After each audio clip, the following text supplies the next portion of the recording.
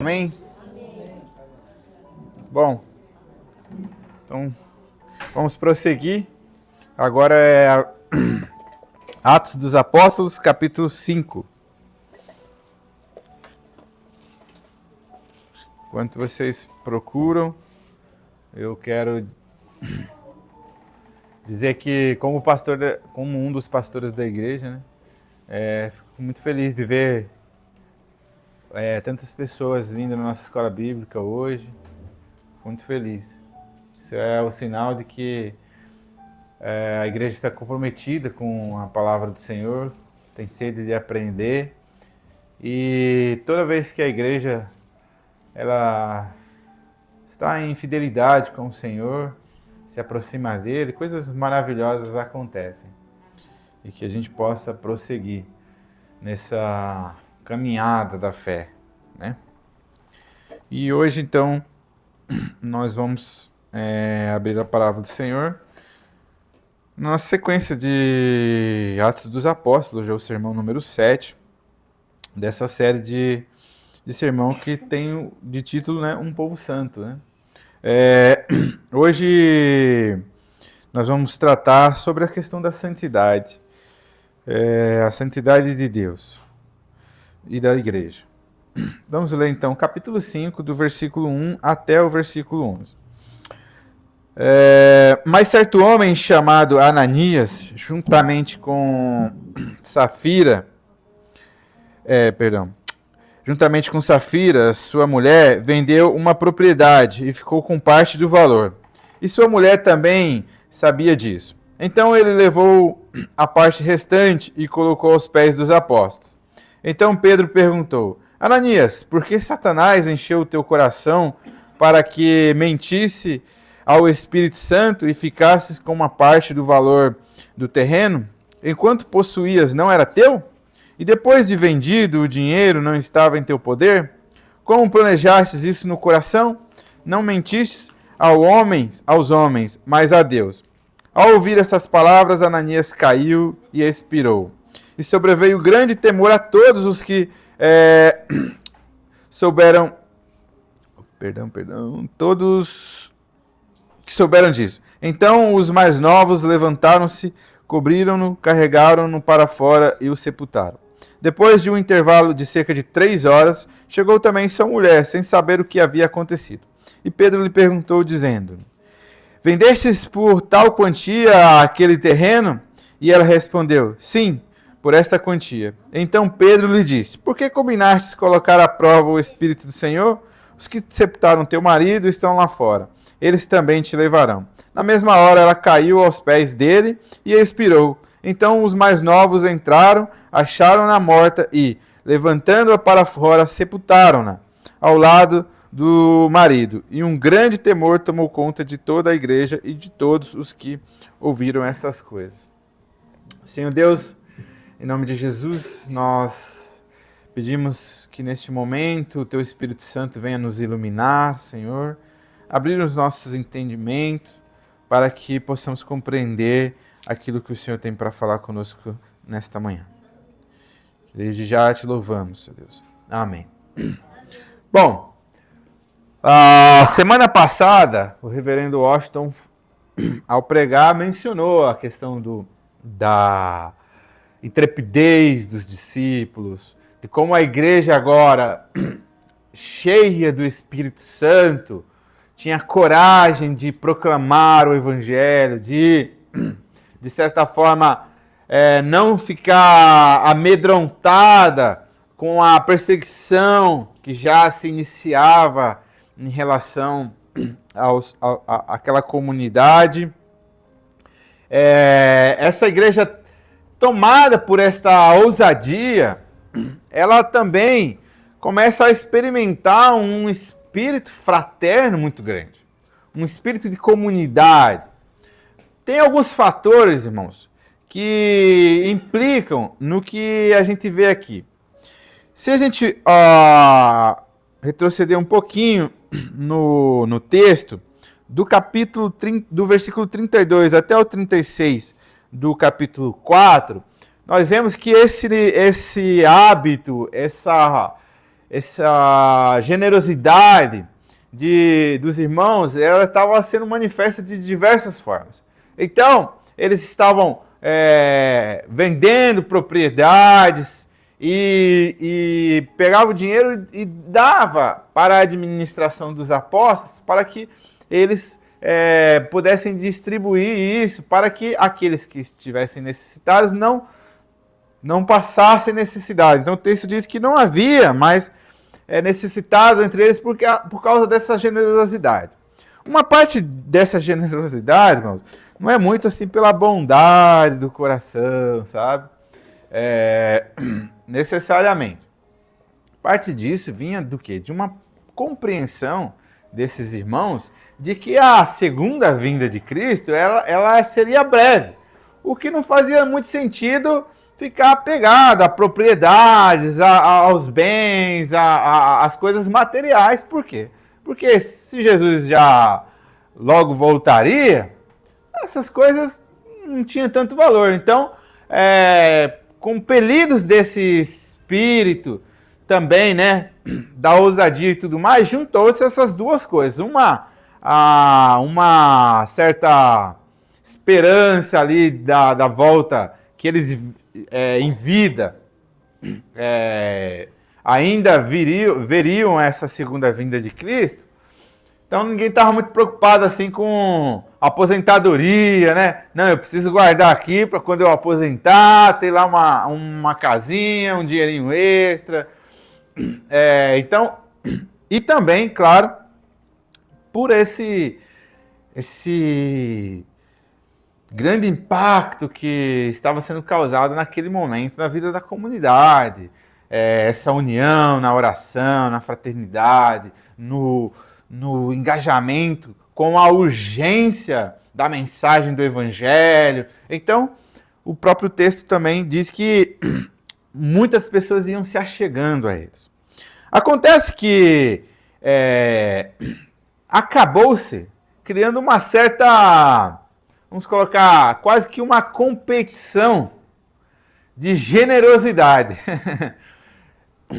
Há um fulano, o texto do versículo do 36, do capítulo anterior, diz que um certo homem chamado José, que também era chamado de Barnabé, que era da tribo de Levi, natural de Chipre, possuindo um terreno, vendeu, trouxe o dinheiro e colocou aos pés dos apóstolos. Então ele fez isso. Aí o sujeito Ananias, ele falou, opa, eu também quero usufruir desse prestígio, né? Eu quero mostrar a minha generosidade, eu quero também receber as palmas dos irmãos, eu quero mostrar como eu sou bom, como eu sou generoso. Acontece que ele, vendendo o terreno, como o texto que a gente leu menciona, ele retém uma parte desse valor e entrega. Só que ele oculta essa informação de que ele reteve uma parte. E se mostra como, olha, estou dando aqui o terreno que eu vendi e tudo mais. O que o texto mostra pra gente é que isso ficou muito feio para ele. Porque ele quis pegar para si uma generosidade que ele não teve. Obviamente, o próprio Pedro, quando vai confrontá-lo, diz, olha, o terreno não era teu. Você não tem obrigação nenhuma de vendê-lo e dar à comunidade. Era teu. Ninguém te pediu isso. E uma vez que você tenha vendido, você poderia ficar com o que você quisesse. Você poderia ter ficado com 90%, dado 10%. Você poderia ter ficado com metade, dado a outra metade. Você poderia ter feito o que você quisesse, porque o dinheiro era teu. Mas você não fez isso, você mentiu, dizendo que tinha dado a totalidade daquilo para pegar para si um aplauso. Você está mentindo à comunidade, uma certa piedade, que era um hábito até da religião judaica. Lembra quando Jesus confronta aqueles que ficavam jejuando em praça pública para mostrar, olha como eles são piedosos, como eles são homens de Deus, sabe? Ele também quer fazer isso. Então isso, o Espírito Santo, obviamente, sabedor de todas as coisas, vai criar agora uma certa situação para que a igreja se atente a isso. Então, irmãos, Deus, ele purifica a sua igreja para o quê? Preservar a sua glória e o seu testemunho.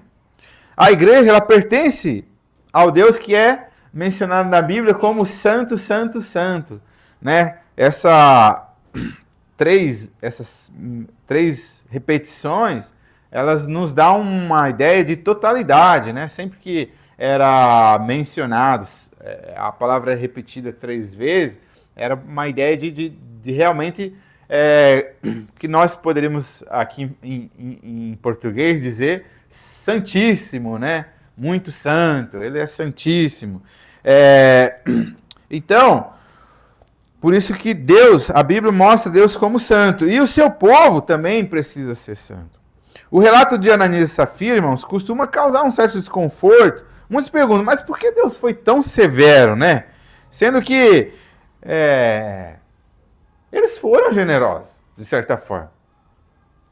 Não é? Quem aqui vende lá a sua casa e chega aqui e dá tudo para a igreja? Ou, né, tem lá uma partezinha, mas se eles tivessem feito puramente as claras, teria sido uma clara demonstração de generosidade. Mas, ao ler, a gente vê eles pagaram com a vida. Que tipo de Deus a igreja serve? Essa é uma pergunta importante.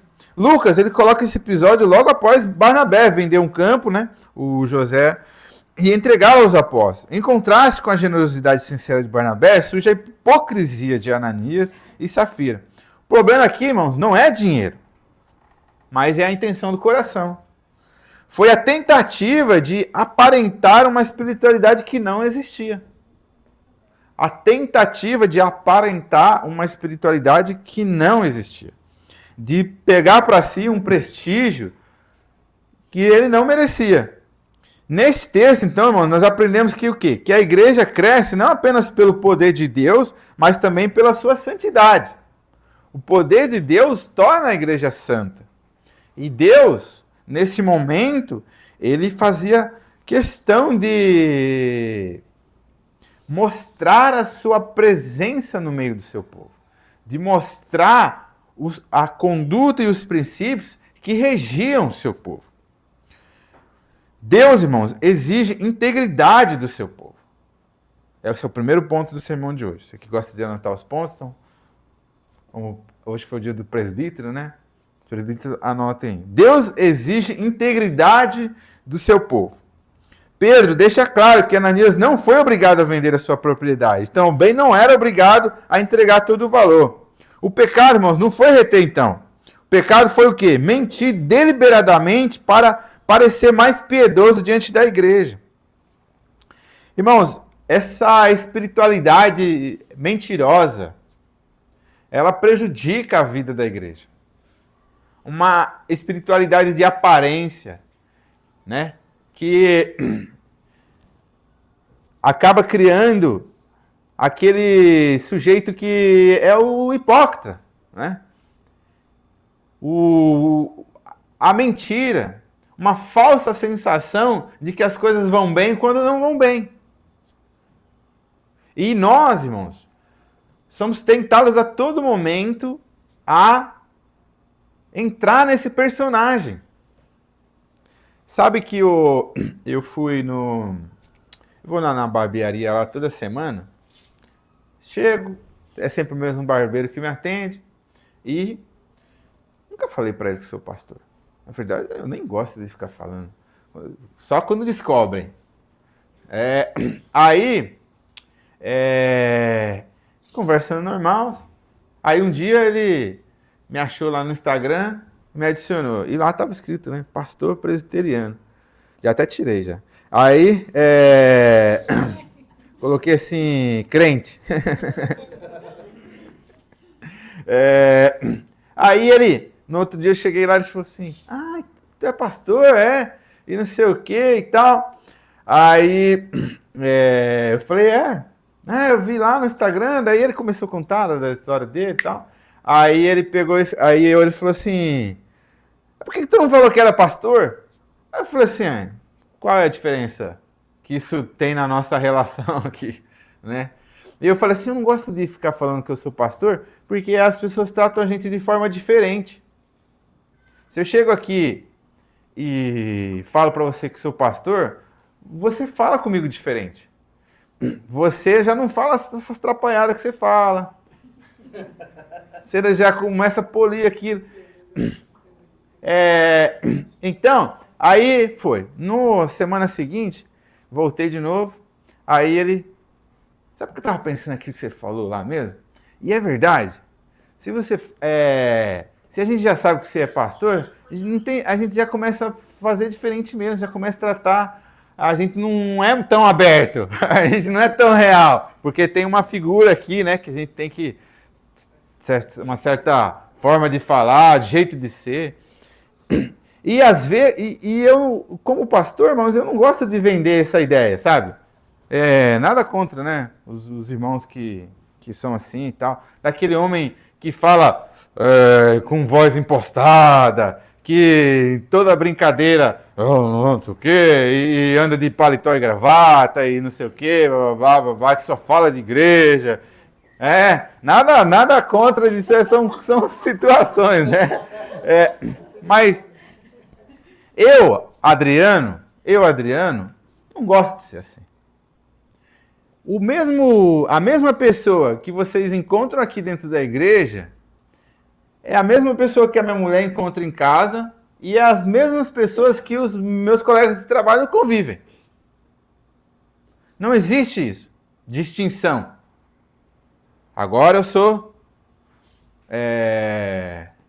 trabalhador. Agora eu sou marido. Agora eu sou pastor. A mesma pessoa. Porque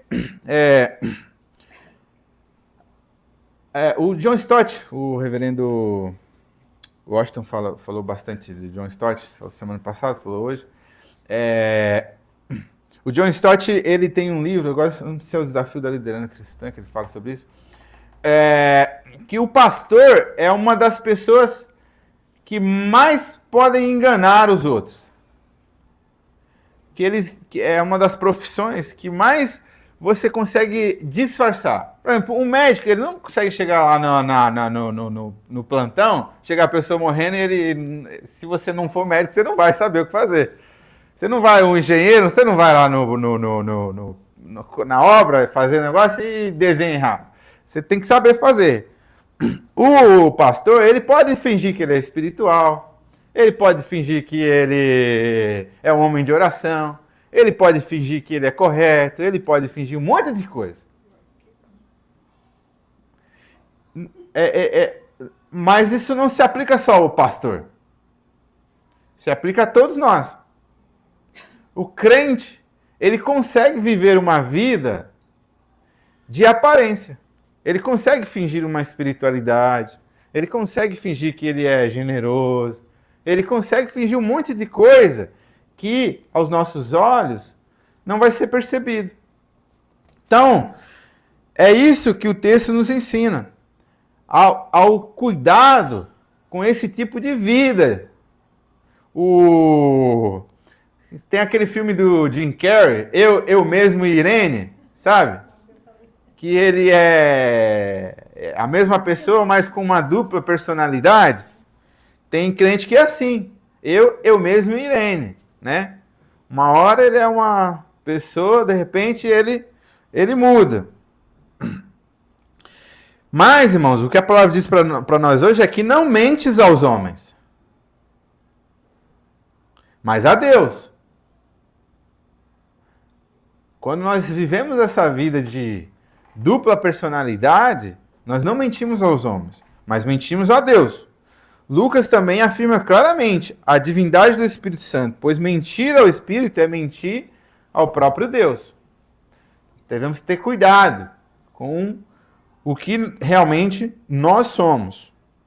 E a própria mentira, às vezes, acaba enganando a nós mesmos. Achar que é, por exemplo, irmãos, a cena que a gente ainda vai ver em Apocalipse, do dia que chega lá diante de Deus e fala: mas Senhor, em teu nome fiz isso, fiz aquilo, fiz um monte de coisa. E o que Jesus diz para essas pessoas? Por quê? Porque eu não vos conheço. Olha só, o relato é de alguém que viveu a vida religiosa a fundo. Expulsou demônios. Olha só. Fez caridade na igreja, plantou igreja, dirigiu congregação, fez visita, evangelizou, fez um monte de coisa. Mas, quando chega diante de Deus, eu não vos conheço. Por quê? Porque, querendo ou não, ele não fez isso. O personagem dele, o personagem que ele criou para si, da vida religiosa, fez isso. Segundo ponto, então. Então, primeiro, Deus exige a integridade do seu povo, que ele seja honesto. Para isso, eu deixaria uma indicação que vocês lessem um livro do Brennan Manning, chamado O Impostor que Habita em Mim. Um livro simples, de fácil leitura, que ele trata dessa questão do impostor que você cria. Segundo ponto, Deus disciplina a sua igreja para preservar a sua santidade. A morte de Ananias e Safira, irmãos, parece extrema aos nossos olhos, mas ela revela algo que frequentemente esquecemos. Deus não mudou entre o Antigo e o Novo Testamento. O Deus da graça, o reverendo Washington, eu entendo quando ele diz aqui, você que não vem na escola bíblica tem que vir, porque as coisas se conversam aqui. O que é falado de manhã vai respingar na pregação. Mas quando ele diz que não gosta de dizer a antiga e nova aliança, por causa da ideia de continuidade. Que não tem uma separação entre o Antigo Testamento e o Novo Testamento, mas há uma continuidade, né, no texto. Então, o Deus, aí tem muita gente que separa assim, o Deus do Antigo Testamento é o Deus do juízo, do castigo, e o Deus do Novo Testamento, o Deus da graça, do amor.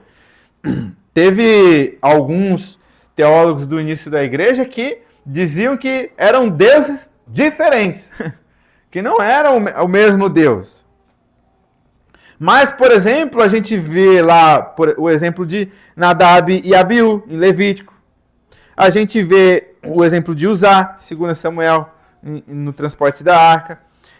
E agora, Deus também mostrando que com a santidade dele não se brinca.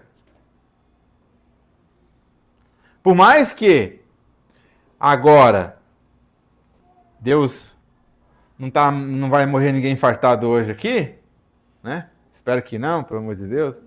Uma vez estava no culto lá e a irmã morreu infartada lá na Assembleia. Ela estava no culto, a irmã estava saindo assim, foi cantar, né? Voltando, caiu assim, acho que ela tinha tropicado, né? E daí já era.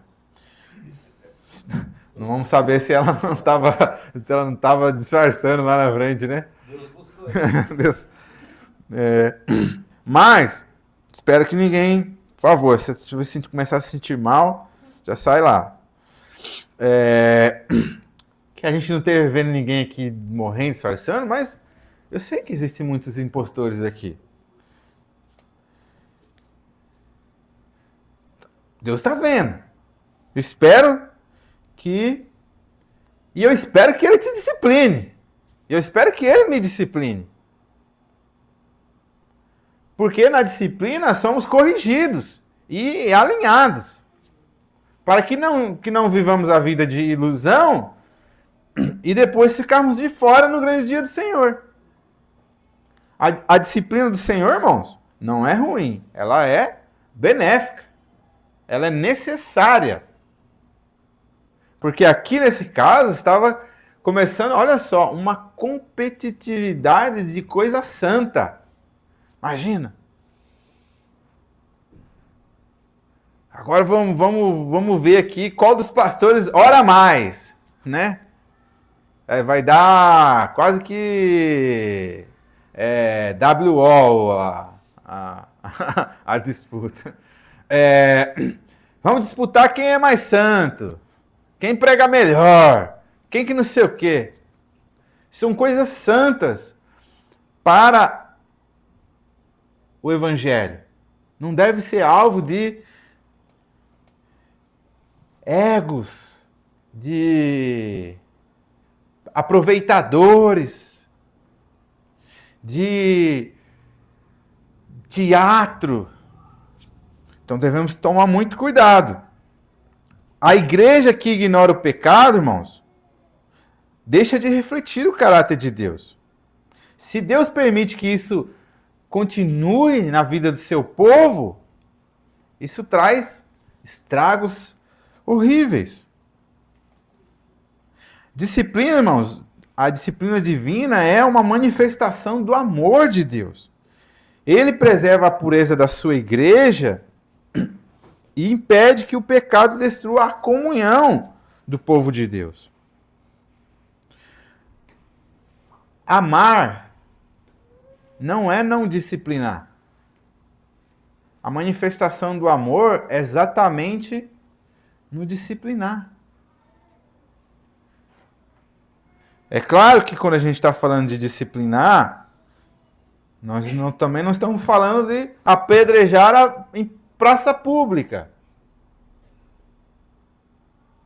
Porque tem coisas... Estava falando com a minha esposa, ela estava mencionando uma situação, porque não sei o que, porque ele já fez isso, porque ele já fez aquilo. Aí eu falei, tá, ele já fez isso mesmo. Mas vamos deixar que Deus faça o julgamento? Compete a nós algumas coisas. Então tem coisas que a igreja, enquanto instituição, atua. Tem coisas que é Deus que faz. E nós não podemos... Imagina se Pedro chega assim e fala, não, senhor, vai ficar feio aqui. Daqui a pouco ninguém vai querer mais vender nada, doar. Vai ficar todo mundo com medo. Vamos só dar uma conversada lá, né? Foi feio. Não. Mas ele também não foi um impedimento. A Confissão de Fé de Westminster, irmãos, no capítulo 30, diz que a disciplina eclesiástica é necessária para recuperar, irmãos, preservar a pureza da igreja e honrar o nome de Cristo. A disciplina não é para matar. Sabe que a gente vê isso na vida das crianças. O Jojo, tempo atrás, ele estava com uma mania. Toda vez que eu ia falar, ele começava... E gritava, urrava. Ficava nervoso e urrava assim. Aí a Débora, eu fico deixando a mãe ir tratando ali, né? Aí um dia eu falei, esse moleque já tá me enchendo as paciências, eu já vou tirar esse espírito aí. Peguei lá um chinelo, levou ele no quarto. Nunca mais urrou. Nunca mais. Expulsou na hora o negócio. Então, a disciplina,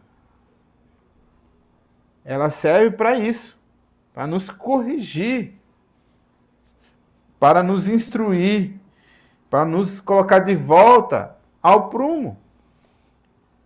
Então a igreja não pode negligenciar isso. Terceiro ponto. O temor do Senhor fortalece o testemunho da igreja. Lucas conclui dizendo: sobreveio grande temor a toda a igreja e a todos os que ouviram essas coisas. Olha só. Isso é interessante, irmãos. Nada na igreja é pelo ato em si. Aqui não é para mostrar, olha como Pedro é do Senhor mesmo, hein? Ele vai e falou e a mulher morreu e o cara morreu.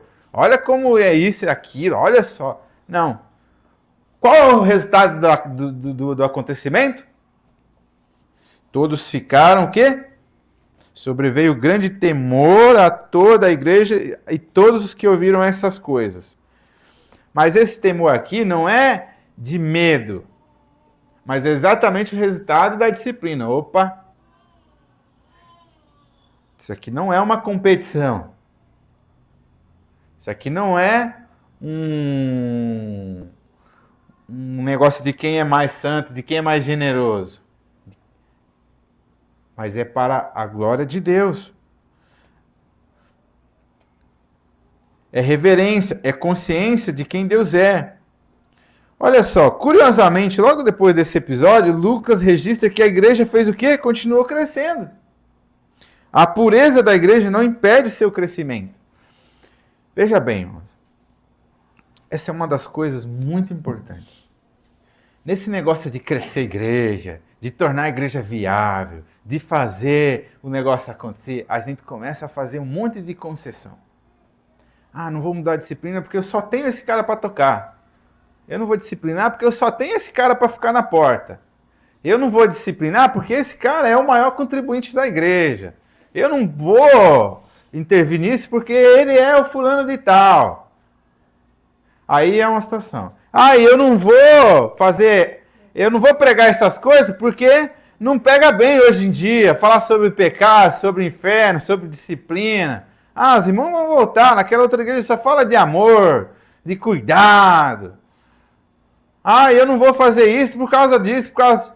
Então, nesse ímpeto de pequenas empresas, grandes negócios, de pequenas igrejas, grandes negócios, a gente começa a fazer várias manipulações que fazem com que a igreja vá perdendo o eixo do negócio. E quando a gente vai ver, quando Deus vai ver, a gente está igual às igrejas do Apocalipse. Já está o pecado enraizado. A imoralidade, por exemplo, quando a gente vê a igreja de Corinto, quando Paulo escreve, que era uma igreja que parecia um culto pentecostal, mas imoralidade total no meio da comunidade. Irmãos, grandes coisas acontecem de fato quando a igreja vive a fidelidade de Deus. Quando Deus chama Gideão para ser juiz e para libertar o povo, qual é a primeira coisa que ele pede a Gideão? Que Gideão arranque fora todos os postos ídolos do meio da sua própria casa e de Israel. Deus não opera aonde está sujeira. O pecado aceito, o pecado tolerado, o pecado feito vistas grossas é impedimento para o agir de Deus. É impedimento para a proclamação da glória de Deus. Deus não faz vista grossa, ele não é igual a gente. Finalizar. Nossa geração fala muito sobre amor de Deus, mas fala pouco sobre santidade. Sem santidade não existe amor verdadeiro. Sem santidade não existe amor. Sem temor do Senhor, a graça se transforma em permissividade. Sem temor não tem graça. Sem amor não existe santidade. Sem santidade não existe amor. Sem disciplina não existe temor e também não existe graça. Sem santidade, a igreja perde a sua identidade diante do mundo e passa a se amoldar ao mundo. O temor do Senhor não afasta o pecador arrependido, afasta apenas o pecador que deseja permanecer em sua hipocrisia. Então, irmãos, Atos, aqui no capítulo 5, ele foi escrito que não para produzir medo, foi escrito para produzir a reverência diante de Deus, para mostrar, opa, esse crescimento tem que ser com ordem, tem que ser com decência, tem que ser com santidade, tem que ser com temor do Senhor. E não a qualquer custo, nas aparências. Cristo, irmãos, morreu para santificar a sua igreja. Ele continua purificando o seu povo pela palavra e pelo Espírito. Estejamos atentos, irmãos, diante de nós mesmos. Não vamos deixar o exercício de olhar no espelho e pedir a oração de Davi. Vê se há em mim algum caminho mau, Senhor. Vê se há em mim. Porque às vezes a gente já está tão moldado por isso que já somos incapazes de detectar. Vê se há em mim, Senhor, algum caminho mau. E me corrija. Veja, quando Deus vai castigar Davi, ele diz: você quer o meu castigo ou que eu te entregue às mãos dos homens, dos teus inimigos? Olha, mesmo que a mão do Senhor seja pesada, ela é justa. Mesmo que a mão do Senhor seja pesada, quer dizer que ele vai fazer um cafuné. Mesmo que a mão seja pesada, ela é justa. Já dos meus inimigos, ela só é pesada. Que o Senhor nos corrija. Bom, espero que ninguém infarte aqui, por favor. Minha oração é que vocês continuem vivos e testemunhando da transformação de Deus. Mas não devemos ser cúmplice do pecado. E não precisamos fingir uma espiritualidade que não temos. Não precisamos sair daqui e vestir capa de pastor, vestir capa de crente. Precisamos ser crente. Precisamos ser pastores. Mas isso não tem uma capa. Tem a essência. Tem aquilo que Deus fez em nós. Amém? Vamos que temos a ceia. Deus abençoe.